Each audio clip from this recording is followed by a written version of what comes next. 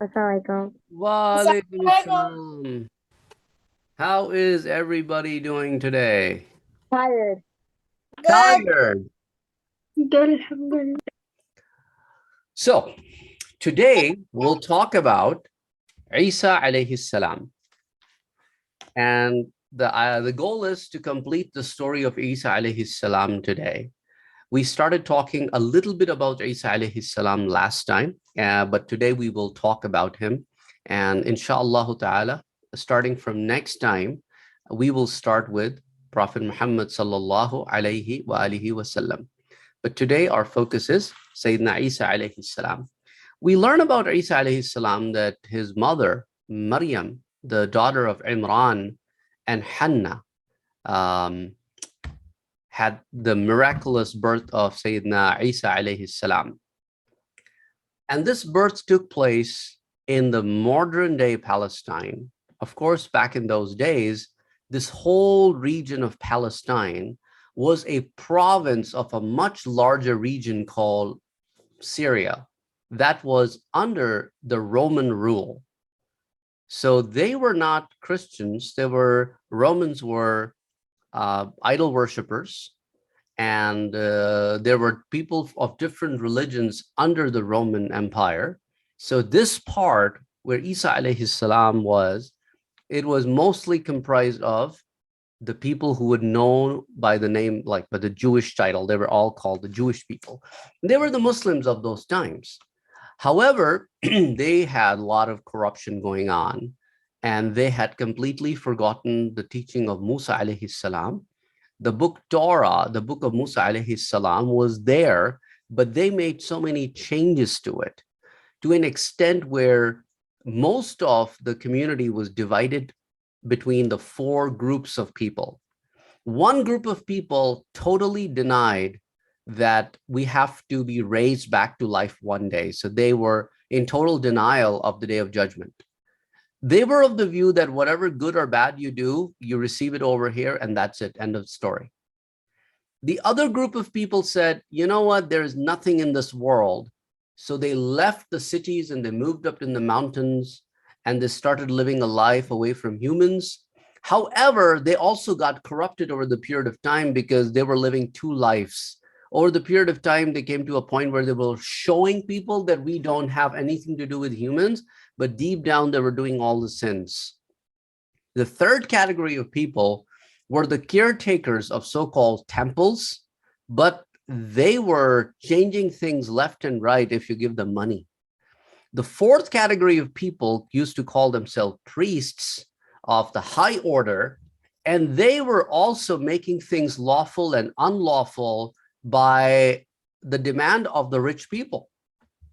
So they were making things halal or haram based on what direction people are going. So that's why it was very, very important for Isa alayhi salam to address all of these people and bring them back to the correct teachings of Torah. That's why even in the Bible, if you open the Bible, you will find that Isa alayhi salam is telling the children of Israel that I've come over here to find the lost sheep of Israel, mean the people who have lost the correct way. I've come here to guide them back to the correct path. And Quran also talks about Isa alayhi salam coming for the children of Israel only to guide them back to the true path. There is one story that revolves around the birth of Isa alayhi salam, which is narrated by Wahab ibn Munabbah, who accepted Islam during the time of Umar radiallahu anhu, and he was a big priest of the Old Testament. And he talks about a story of Isa alayhi salam.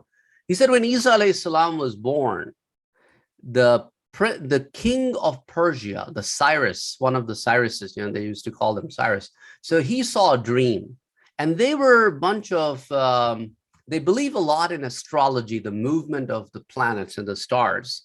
So he called one day his high priests and he said, tonight I was looking at the movement of stars and I noticed that in my vision, a new star came that I never saw before. And they were of the view that if any such movement happens in the sky, that means something big is happening on the earth. So his high priest said, looks like a big thing is about to happen in the nearby vicinity. If not in our country, probably in the neighboring country. So the king decided to put together a group of people that would visit the next door country, which was the Roman Empire, and try to figure out, has anything out of norm happened? So these people started roaming around and they finally reached Jerusalem.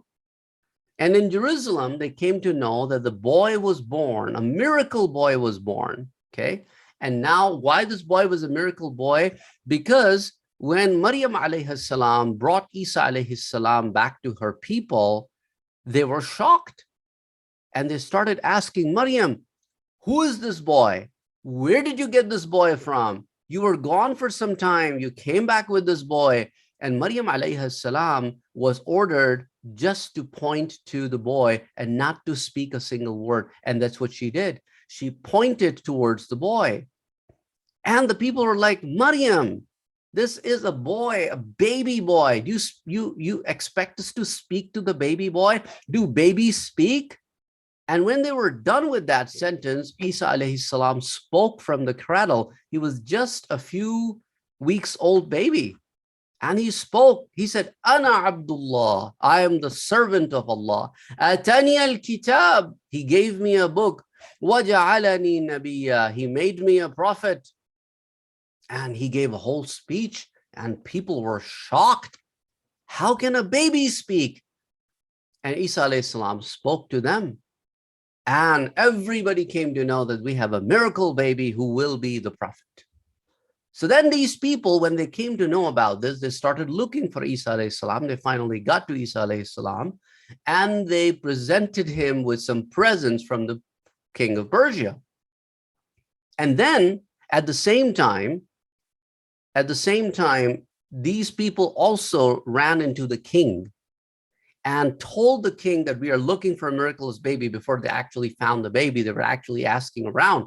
So the king also sent his men around to look for any miraculous baby.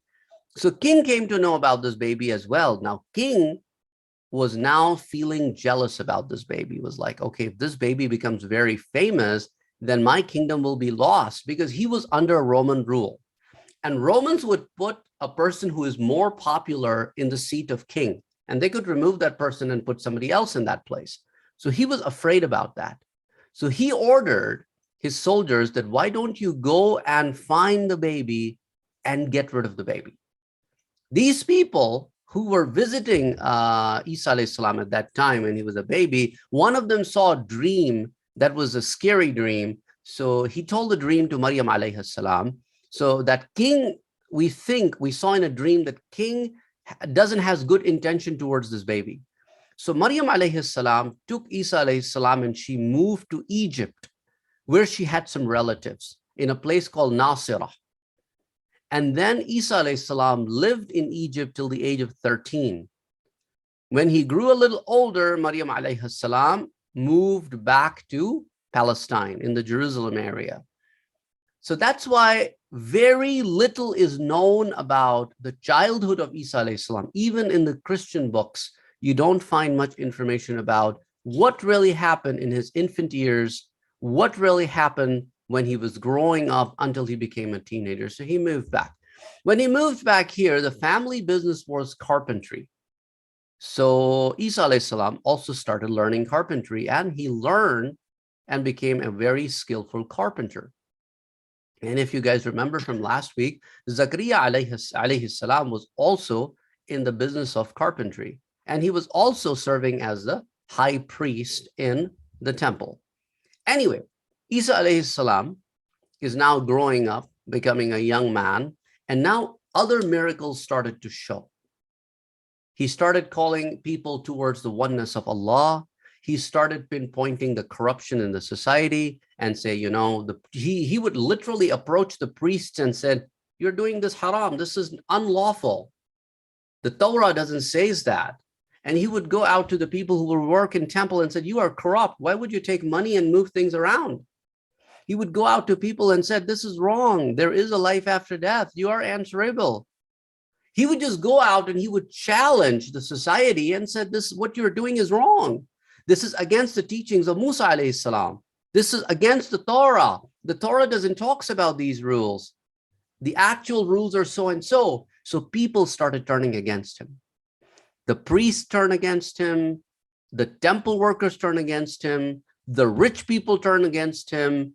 And many other influential people did not like him because he was turning things around. And the only thing they were thinking was, if he becomes so famous, what will become of us? Nobody will listen to us. Nobody will give us extra money. All of our extra income will be gone. And the true religion, which doesn't allow for any income of that sort that we are looking for, will basically will become poor like everybody else. Plus, nobody will listen to us. Nobody will think we are an authority. So they started turning against Isa alayhi salam. Then Allah subhanahu wa ta'ala gave Isa alayhi salam 4 miracles. One of the 4 miracles was that he would touch a blind man, the person who was blind from birth, and would be able to see without any medication, just with a touch. He would be able to touch a person who has leprosy. These are untreatable diseases in the Roman time. Even now, it is you can't treat a blind person. So he would touch the skin of those people that people will say untouchable and throw them outside of the city limits. He would touch them and will cure them. So that was a big miracle. So whenever he would start speaking, people would gather in thousands and people will bring the sick people forward and he would cure them by the will of Allah subhanahu wa ta'ala. The other miracle was that he could tell you that what you just ate before you came and met me. He could tell you what food you ate before. He could even tell you what food is in your house, what belongings you have in your house. He could tell you that too. He could also tell you what you have kept in secret storage in your house in terms of money and your wealth. He could tell all of those things too. Also, Isa alayhi salam could bring a dead back to life by the will of Allah subhanahu wa ta'ala. He would go to a dead and would say, bi idhnillah, and the dead person would come back to life. He could do that too. Another miracle that he could do was that he would made a bird from a clay, and he would say to the bird that come to life by the will of Allah, and the bird would come to life and would start flying. And people saw these miracles with their own eyes. So they were gathering around him in thousands and thousands. And this basically led to people to turn against him. And these people now utilize their political power to put Isa alayhi salam in bad shape. Isa alayhi salam, because of all his preaching, was only able to convince a handful of people, maybe 10, 12 people accepted and left the old ways. That's about it. Only 10, 12 people became his companions. Those are called in Quran Hawari. The Hawari are basically the companions. Allah subhanahu wa ta'ala also calls them Ansarullah, the helpers of Isa alayhi salam in the way of in the path of religion. So those are the helpers, and those are his companions, the Hawari. So these Hawaris gathered around Isa alayhi salam, and they would always stay with him, and they were all bunch of very, very poor people, very poor people. So Quran talks about Isa alayhi salam in 14 different surahs. Surah Al-Baqarah, Surah Ali Imran, Surah Al-Nisa, Surah Al-Ma'idah, Surah Al-An'am, Surah Al-Tawbah, Surah Maryam, Surah Al-Mu'minun, Surah Al-Ahzab, Surah Al-Shura, Surah Al-Zukhruf, Al-Hadid, and Al-Saf. These are the 14 surahs in which Isa alayhi salam is mentioned. So again, what happened was that in those times, if you look at the political powers of the Jerusalem, it was all under a Roman province of Syria. So there was a Roman governor. But the area where there were mostly Jewish people, one of the Jewish person was made responsible to rule them. And Jewish people can have their own court according to their laws. In their court, they will bring a punishment on somebody that this person should be let's say, punished by sending him to prison for 5 years and so and so, but they cannot put that person in prison. They would have to then take that person to the Roman court, and the Roman court will then finalize the punishment. That was the system. So Jewish people, first of all, reached the Roman authorities and said, we have this man by the name of Yeshua, because Isa alayhi salam's Aramaic name is Yeshua, and his Arabic name is Isa. His Latin name is Jesus, just like his Spanish name is Jesus. So they said, there's a man by the name of Yeshua. He calls us to something that we think is causing an unrest in the land. So they portrayed him as if he is the evil in the society. But Romans were not convinced. They said, whatever you talk about him, he sounds like somebody who has come with a reform to fix you guys. And then they started addressing the king that if you don't listen to us, we will cause unrest in the entire province. We will burn things. We'll come out in streets. We will just create a chaos. And then they presented their case again and again. They used money, influence, that the Romans were convinced, finally gave, okay, persecute him in your court. And then whatever you think the punishment is, then bring it to the Roman court, and we will then treat him accordingly. So that's exactly what happened. These Jewish people came back to their own court, and then in their court, they decided that Isa alayhi salam should be captured and then should be killed. So Isa alayhi salam took all his companions and used to live outside of the city limits. On one particular day, he was with his companions when the companions said, while all of these things were happening, his companions said, Isa alayhi salam, can Allah subhanahu wa ta'ala send food for us? Which is Al-Ma'idah. That's for the Surah Al-Ma'idah, you probably would have heard of. Can Allah subhanahu wa ta'ala send food for us so that we don't have to work, because we are all very poor people and we can just worship all day long and we can spread the true religion to everybody and we don't have to worry about work? So Isa alayhi salam said, okay, I'll make dua to Allah subhanahu wa ta'ala. So Isa alayhi salam made dua to Allah subhanahu wa ta'ala, and Ma'idah means a food came down from the heavens for these people that they would eat from. And Isa alayhi salam said, Allah subhanahu wa ta'ala said that after this blessing has been given to you, if anybody leaves the correct path, will get a very severe punishment. And they said to Isa alayhi salam that we will never leave the correct path.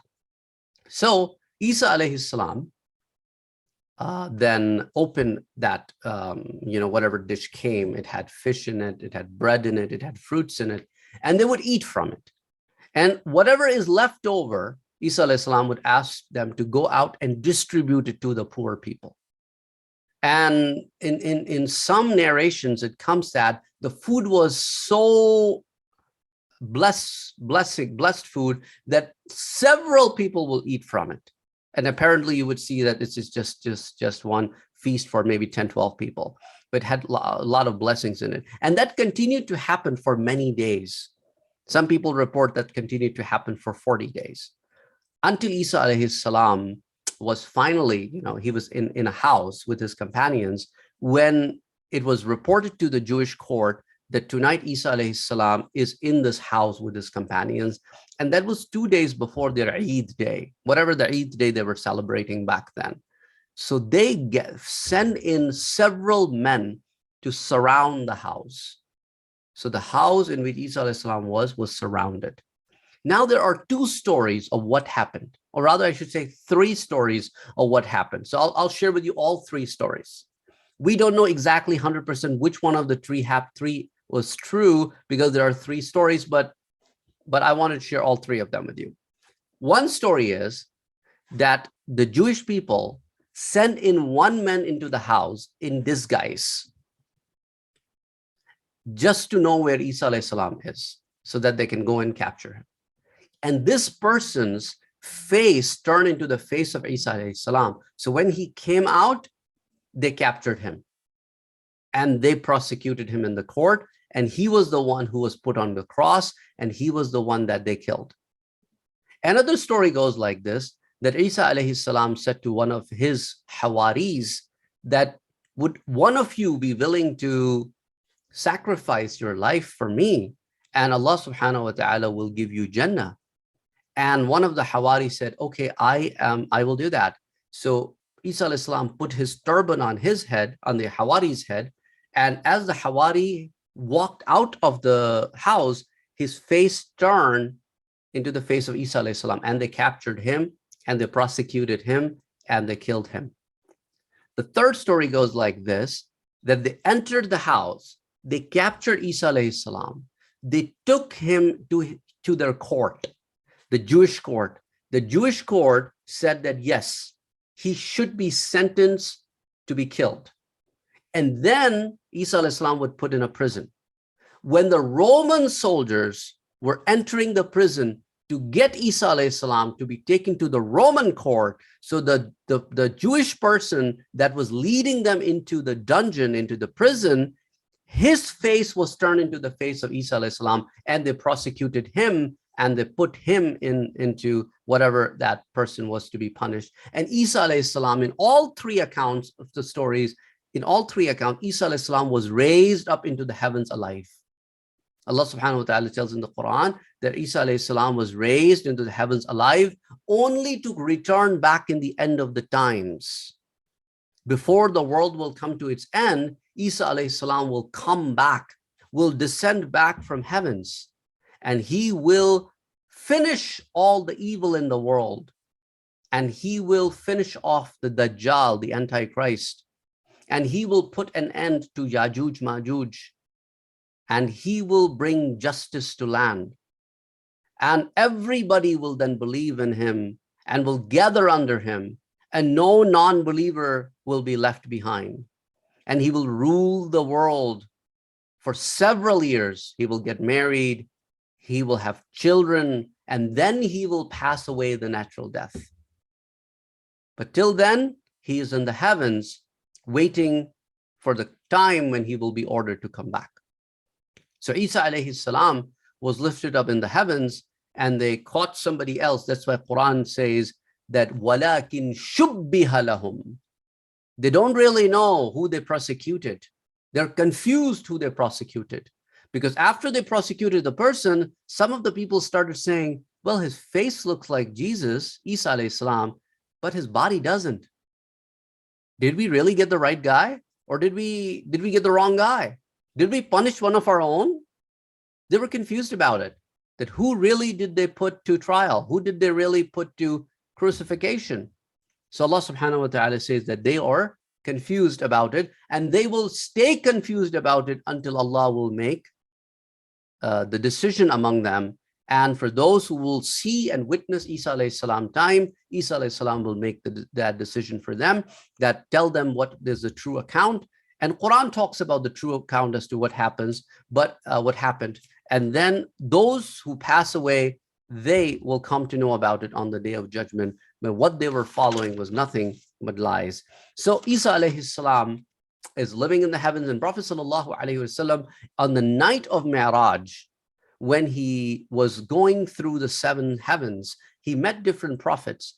And one of the prophets he met was Isa alayhi salam.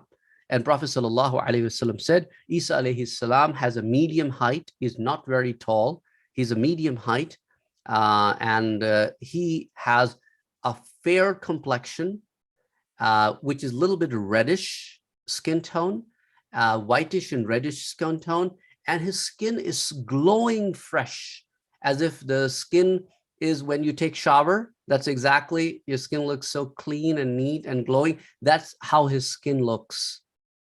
And Isa alayhi salam is awaiting his turn to come back and finish. So his whatever life Allah subhanahu wa ta'ala has given to him on this world, in this world. So that is in short the story of Isa alayhi salam.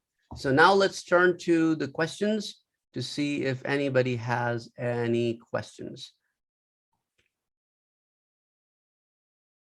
Okay, so Hamza, go ahead.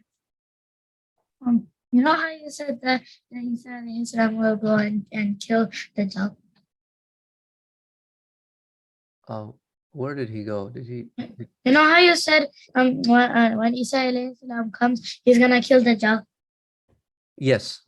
When he goes, won't he kill him after he like finishes the whole world, and then he'll kill him? No, no. Those times are the times when there will be massive, massive wars in the world, and the world will be divided into two sides. One will be the side where Isa alayhi salam will come and lead. That is the side which at that time will be led by a man who is known by the title of Imam al-Mahdi. He will be from the descendants of Prophet Muhammad sallallahu alaihi wasallam. Most scholars are of the view that he's from the descendants of Hassan radiallahu anhu. And that is the side where Sayyidina Isa alayhi salam will come and lead. The other side will be the side of Dajjal. And Isa alayhi salam will lead this army, and he will come back and in Damascus. So which side is Dajjal and which side is Isa? Well, the believers will be on the side of Isa alayhi salam, all the believers, and the followers of Dajjal, because Dajjal will call himself a prophet. That's how people will start following him, and then later on he will claim himself to be the God. Wait, won't Isa alayhi salam also kill the Jewish army that he gets? So anybody that will be on the side of the Dajjal will be prosecuted, because it will be a war. It will be a massive war. So after he does all of that, the world will still stay for 8 more years. We do not know how many years after Isa alayhi salam the world will stay, but we know through some evidences that Isa alayhi salam will continue to rule the world. Some people say up to 40 years. And after that, when he passes away, slowly and gradually, the corruption will come back in people's faith. And slowly and gradually, people will then leave the faith. So when the Qiyamah will come, when everything will be destroyed, there will be nobody left at that time that will be a believer. Yes, go ahead. I thought Dajjal was part of the Day of Judgment. Dajjal, this is one of the signs before the Day of Judgment. Isn't there like small signs like there are small signs and then there are big signs. So coming of the Dajjal is the bigger sign that the Day of Judgment is coming in soon, but not like next day. Wait, isn't like 7 big ones and then like 41 small ones? Yeah. I don't remember the exact number, but then there are big signs and small. But aren't like the small ones like something about Syria, like the deadfall of Syria or something? And then there's a lot of magic. There are several signs, for example, that people will come to know about the ship of Noah alayhi salam. The gold will be revealed. The coming of the Yajuj and the Majuj. And who's the Yajuj and the Majuj? We will talk about that because that's a very long topic. We'll be maybe talking about it for hours if we start talking about that. So inshallah, we'll talk about that as well. Let's get to the next question, Aliza.